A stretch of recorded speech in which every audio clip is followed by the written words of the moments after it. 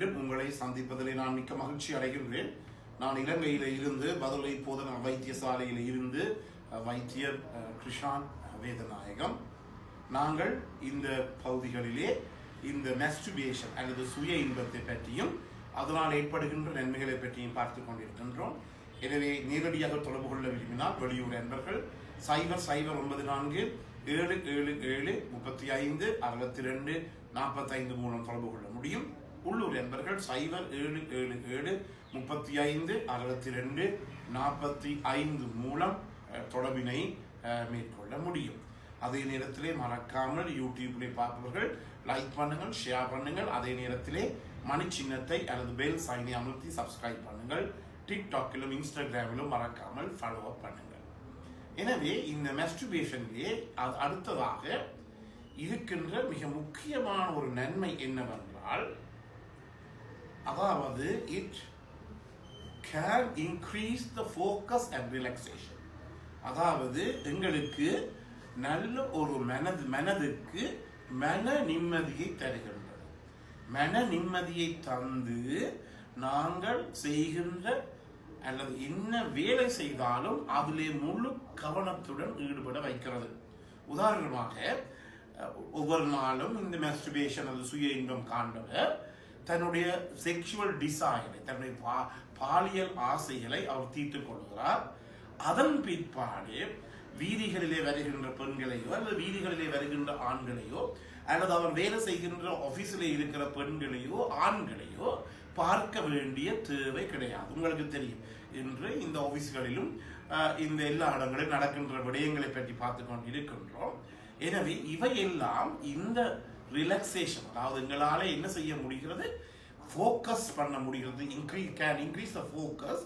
அதே நேரத்திலே முக்கியமாக ரிலாக்ஸேஷனுக்கு மிகவும் மனதை அமைதிப்படுத்துவதற்கு, அதாவது ஒரு விதமான கலகலப்பு படபடப்பு ஒன்றும் இல்லாமல் மனதை அமைதியாக்குவதற்கு இது மிகவும் முக்கியம்.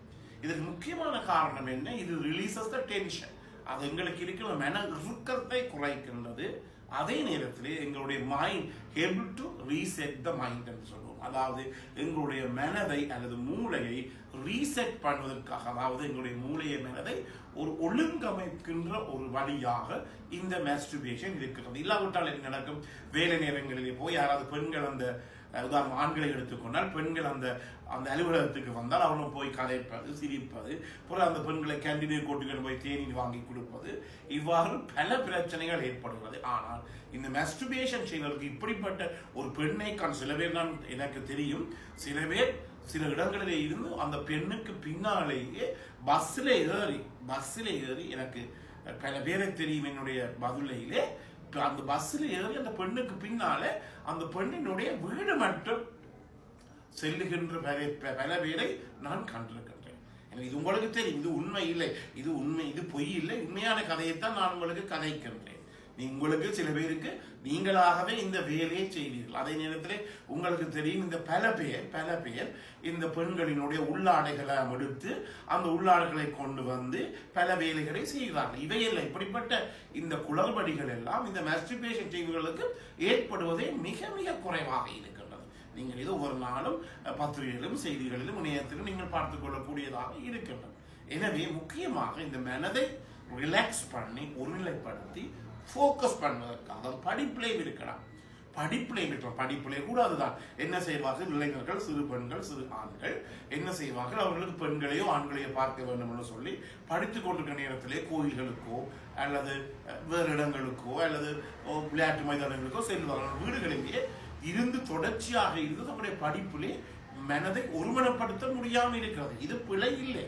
ஆனால் இந்த மாஸ்டர்பேஷன் செய்கின்ற போது இப்படிப்பட்ட அந்த குளறுபடிகள், செக்ஷுவல் டிசைர்ஸ் எல்லாம் எங்களுக்கு குறையினபடினாலே மனதை எங்களாலே ஒருமுகப்படுத்த முடியும். ஆனால் பல பேர் இந்த பலதரப்பட்ட இணையத்தை பார்த்து இந்த மாஸ்டர்பேஷன் அல்லது சுய இன்பம் காணுவது கூடாது, மூளைக்கு கூடாது, மனசுக்கு கூடாது, முள்ளந்தண்டுகளுக்கு கூடாது, எலும்புக்கு கூடாது, தசைகளுக்கு கூடாது, இப்படியெல்லாம் பல விடயங்களை என்னுடன் பகிர்ந்து கொள்கிறார்கள். இது எல்லாம் 100% பிழையானது. உண்மையாக சொல்ல போனால் மாஸ்டர்பேஷன் ஆனது மிகுந்த நன்மை பயக்கக்கூடியது.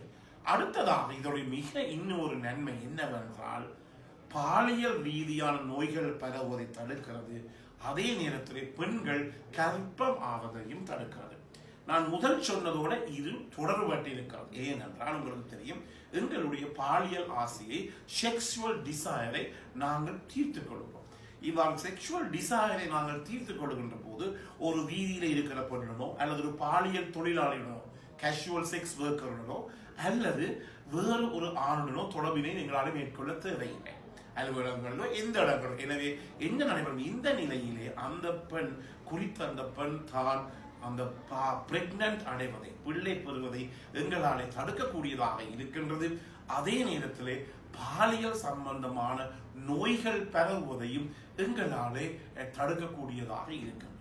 எனவே இது மிக மிக முக்கியமான ஒன்று. எனவே இதை நீங்கள் கவனித்துக் கொள்ள வேண்டும். என்ன நடைபெறும், உங்களுக்கு தெரியும், இந்த பாலியல் நோய்கள் இவ்வளவு வேகமாக உலகம் முழுவதும் அதிகரித்துக் கொண்டு செல்லுகிறது.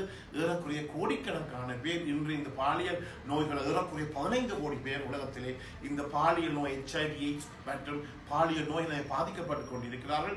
இவர்கள் இல்லாமல் இந்த கேட்டகரிக்கு, அதாவது இவர்களுக்கு மாஸ்டர்பேஷன், சுய இன்பம் தெரியாது, சுய இன்பம் பழக்கம் இல்லை, அல்லது சுய இன்பம் செய்வதனால உடலுக்கும் மனசுக்கும் தீமை ஏற்படும் என்று சொல்லி பலதரப்பட்ட எண்ணங்கள் அவரோட தலைக்குள்ளே பூத்தி இருக்கின்ற படியினாலே தான் இந்த பிரச்சனை ஏற்படுகிறது. எனவே இந்த மாஸ்டர்பேஷன் ஆனது ஒரு பெண் கர்ப்பமடைவை தடுக்க முடியும். அதன் மூலமாக ஏற்படுகின்ற பிரச்சனைகள், சமூக மற்றும் வெளி பிரச்சனை எல்லாவற்றையுமே குறைத்துக் கொள்ள முடியும். இரண்டாவதாக இந்த பாலியல் நோய்கள் பரவதையும் இந்த மாஸ்டர்பேஷன் ஆனது 100% குறைக்கிறது. எனவே இன்று உங்களுக்கு தெரியும், இந்த மாஸ்டர்பேஷன் ஆனது உடலுக்கு நன்மை பயக்கக்கூடியது, தீமை பயக்கக்கூடியது அல்ல. அதே நேரத்தில் சில பேர் எழுதால் மனைவி இருந்தால் கூட மாஸ்டர்பேஷன் செய்யலாம், ஆம் செய்யலாம். ஏன், ஒவ்வொரு நாளும் நீங்கள் மனைவியுடன் இருக்க முடியாது. அந்த நிலைமையிலே உங்களுக்கு ஏதாவது ஆசை பெருமாக இருந்தால் அதை கூட உங்களாலே தீர்த்துக் கொள்ள முடியும். மீண்டும் உங்களை சந்திக்கும் வரை நன்றி.